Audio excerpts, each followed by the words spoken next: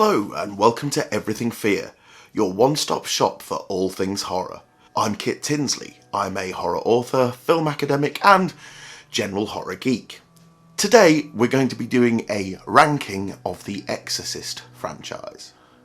So, grab your holy water, your crucifix and your copy of the Roman ritual, because things are going to get a little bit demonic. What an excellent day for an exorcism.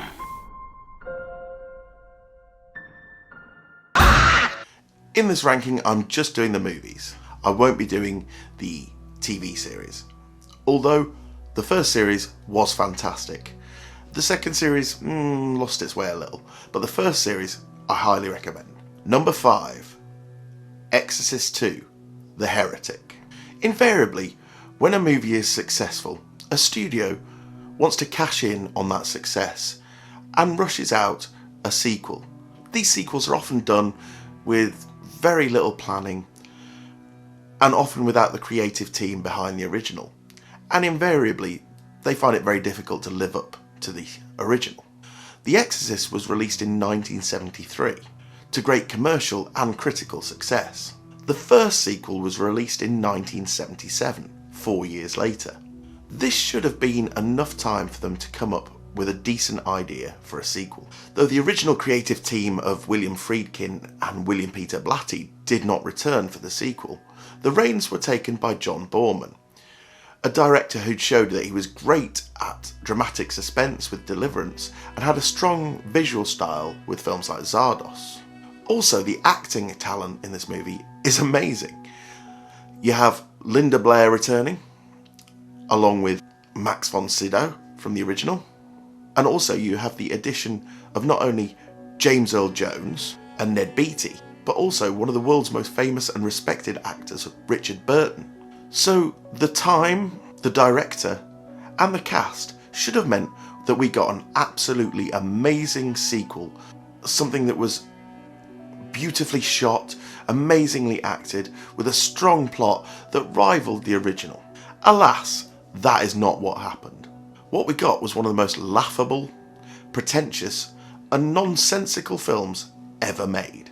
It has been said that Boorman had stated he was not a fan of The Exorcist, and perhaps this should have been a sign that he wasn't going to do the best movie. The script and story are terrible, focusing on a priest called Lamont, played by Richard Burton, in an unusually hammy way, I have to say. Lamont is sent to investigate the events that happened in the first movie, the exorcism that killed Father Merrin and Damien Karras. Here we find Regan trying to move on with her life, and some nonsense about a machine that allows people to share dreams. Add to that a second storyline that follows a young Father Merrin in his first encounter with the demon Pazuzu in Africa. This section actually includes James Earl Jones in a giant locust suit. Neither plot is satisfyingly concluded, and the film never seems to answer the questions that it set out. Instead, it just leaves you with more. On the plus side, there are some great dreamlike visuals that would be deployed brilliantly by Boorman in his next film, Excalibur. That, however, cannot save The Exorcist 2 from not only being one of the worst horror movies ever made, but just one of the worst movies of all time. Number 4, Dominion, prequel to The Exorcist. This movie was originally shelved by the studio, and a lot of the sets and the cast were reused to make a completely different prequel that would gain a cinematic release. After a lackluster response to that other version, Dominion was given a limited theatrical release and was released on DVD. The film was directed by Paul Schrader, who is a screenwriter and director better known for his gritty dramas like American Gigolo and writing movies like Taxi Driver and Raging Bull for Martin Scorsese. His only previous trip into the horror genre was his 1982 remake of Cat People, and he had dealt with religious tropes in writing The Last Temptation of Christ for Scorsese. His films, however, all deal very heavily in the wages of sin, and this is a key factor in Dominion. In this version of the prequel, Father Lancaster Merrin has left the priesthood after being forced to make some terrible choices during World War II. This has left him feeling that God has abandoned us and that his own sins are too severe to forgive. Instead, he's working on an archaeological dig in Africa, where a Christian church has been found buried in the desert, having been there for hundreds and hundreds of years. The church itself does not fit in with the spread of Christianity. It becomes clear that the church was built to guard some sort of ancient evil.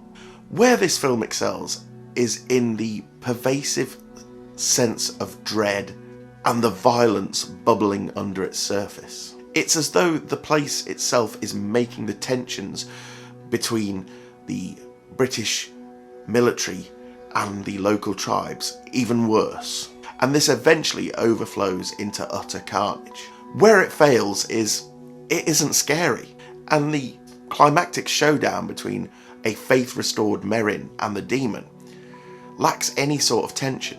It's an interesting examination of evil, both human and diabolical, but it's not a horror movie fitting of the Exorcist moniker.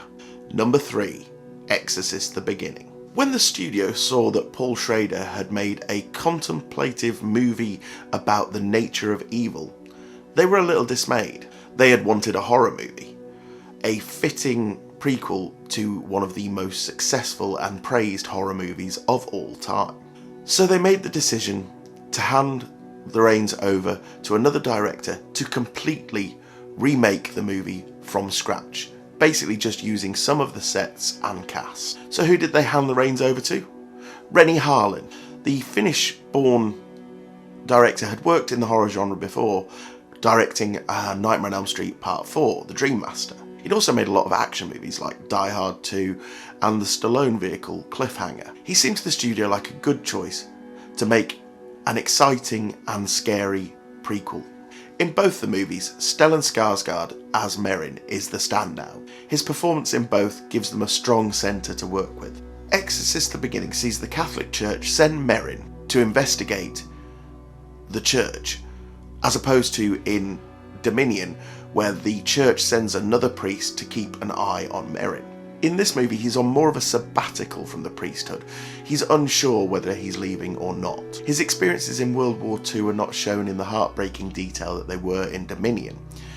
And in this movie, his faith is fragile rather than broken as it was in Dominion. Harlan's prequel delivers more action and more scares and a more suspenseful final showdown, which pays homage to the original. Bizarrely though, this movie is less violent and less graphic than Dominion, and it lacks that pervasive sense of dread. However, it is on the whole a far more entertaining movie to watch, hence why I've placed this above Dominion. Perhaps if they'd done a third attempt that was somewhere in the middle of the two movies, they would have got the perfect prequel to The Exorcist.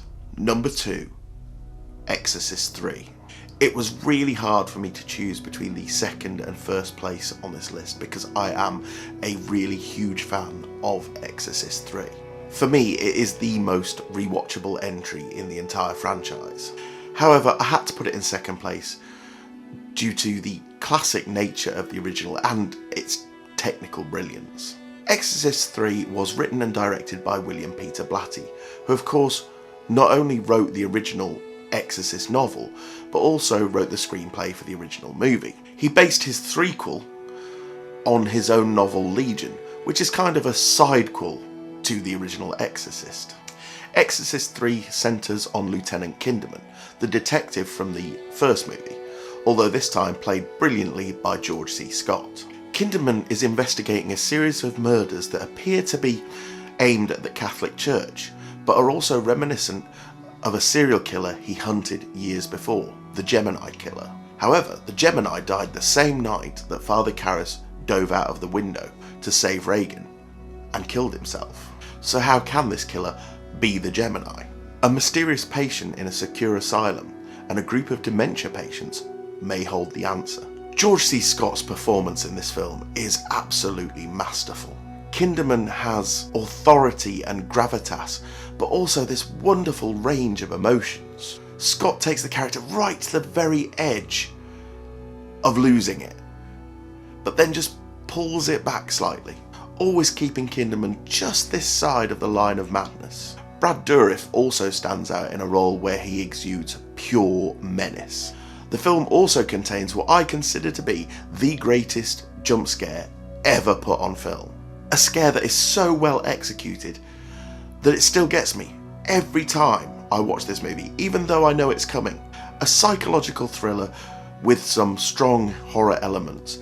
This is the true sequel to The Exorcist. If you enjoy this video, if you could please subscribe, give us a like, and maybe tickle that bell icon to be notified when we upload future content, that would be great, thank you. Number 1.